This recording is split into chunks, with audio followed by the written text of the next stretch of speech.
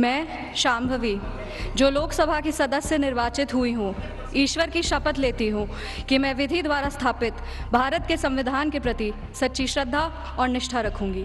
अहम बांसुरी स्वराजः यह लोकसभाया सदस्यत्वेन निर्वाचितः ईश्वरस्य नामना शपे।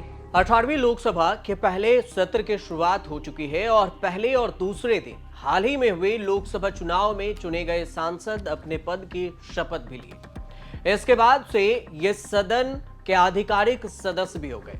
कई सांसद ऐसे भी हैं जो पहली बार सांसद पद की शपथ लिए। सांसद बनने के साथ ही जनप्रतिनिधियों को सांसद को मिलने वाली सुविधाएं मिलेगी और वो आम से खास भी बन गए। मैं शांभवी, जो लोकसभा की सदस्य निर्वाचित हुई हूँ, ईश्वर की शपथ लेती हूँ कि मैं विधि द्वारा स्थापित भारत के संविधान के प्रति सच्ची श्रद्धा और निष्ठा रखूंगी। मैं भारत की प्रभुता और अखंडता अक्षुण्ण रखूंगी तथा जिस पद को मैं ग्रहण करने वाली हूँ उसके कर्तव्यों का श्रद्धापूर्वक निर्वहन करूंगी। अहम बांसुरी स्वराजः यह लोकसभाया सदस्यत्वेन निर्वाचितः ईश्वरस्य नामना शपे यद अहम विधिना स्थापितं भारतस्य संविधानं प्रति सत्यां श्रद्धां निष्ठां च धारयिष्ये।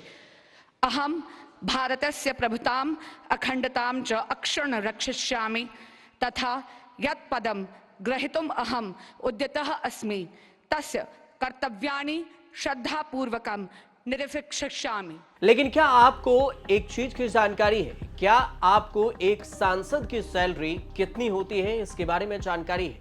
सांसद बनने के बाद क्या क्या सुविधाएं मिलती हैं? बंगला, गाड़ी, फ्री ट्रैवल, फ्री टोल, ये सारी सुविधाएं मिलती है। साथ में सैलरी और कुछ खर्च भी मिलता है। इसके अलावा आईएएस अधिकारी से भी ज्यादा सुविधाएं एक सांसद को मिलती है।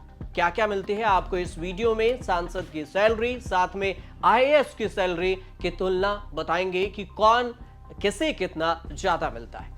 18वीं लोकसभा में संसद पहुंचे सांसदों में अधिकतर सांसद वो हैं जो फर्स्ट टाइम वाले सांसद हैं, यानी कि 52% सांसद पहली बार सांसद में शपथ लिए। इसमें कुल 280 सांसद हैं। अकेले उत्तर प्रदेश से 45 ऐसे सांसद हैं जो पहली बार संसद पहुंचे हैं। वहीं महाराष्ट्र से 33 पहली बार चुने गए सांसद हैं। मिनिस्ट्री ऑफ पार्लियामेंट अफेयर्स की वेबसाइट के मुताबिक जो जानकारी हमारे पास सामने आई है उसमें सांसदों को आज के बाद से कौन कौन सी सुविधा मिलेगी इसके बारे में जानकारी आई। सांसद चुने जाने के बाद आप मोटे तौर पर सदस्यों को सैलरी के साथ कई भत्ते, यात्रा सुविधाएं, चिकित्सा सुविधाएं, आवास, टेलीफोन, पेंशन आदि सुविधाएं भी दी जाएगी। 11 मई 2022 की सैलरी और भत्ते में जो बदलाव किए गए थे उसके अनुसार से सांसदों को 1 लाख रुपए तक की सैलरी दी जाती है। इसके अलावा अगर मीटिंग को लेकर हर दिन 2000 रुपए अनाउंस की तरफ दिया जाता है। इसके अलावा जो सांसद हैं उनको सदन, सत्र, कमेटी के मीटिंग आदि अटेंड करने के लिए भी ट्रैवल की सुविधाएं दी जाती है। इसके लिए सांसदों को सत्र में आने और जाने के लिए भी ट्रैवल का पैसा मिलता है। अगर कोई सांसद सत्र में 15 दिन से कम दिन तक सत्र में अनुपस्थित रहते हैं तो फिर ट्रैवलिंग का पैसा भी मिलता है। इसके अलावा सांसदों को कुछ यात्राओं के लिए रेलवे के फर्स्ट क्लास कोच में फ्री यात्रा मिलती है और परिवार को लेकर भी कुछ खास नियम है। इसमें कुछ यात्राओं में परिवार के सदस्यों को भी छूट मिलती है। इसको लेकर जो कंडीशन आपको दिख रहा होगा, ये सारी कंडीशन चार्ट में आपके सामने रखी गई है। वहीं अंडमान निकोबार आइलैंड, लक्षद्वीप के सांसदों को स्टीमर की सुविधा भी दी जाती है। ट्रैवल को लेकर छूट कई शर्तों पर मिलते हैं। इसके अनुसार से सांसद को छूट मिलती है। इसके साथ ही हर सांसद को अपने साथ ऑफिस कार्यालय में खर्चों के लिए भी पैसे मिलते हैं कि कितना खर्च आपने ऑफिस के कामकाज में किया है। आधिकारिक वेबसाइट के अनुसार से जो जानकारी हमारे सामने आई है उसमें हर सांसद को 20,000 रुपए भत्ता, 4,000 रुपए लेखन सामग्री के लिए यानी कॉपी पेन के लिए, 2,000 रुपए पत्रों के लिए और साथ में स्टाफ के लिए भी पैसे दिए जाते हैं। वहीं टोल में छूट के लिए हर सांसद को 2 फास्टैग दिए जाते हैं, जो एक दिल्ली और एक उनके क्षेत्र की गाड़ी के लिए होता है।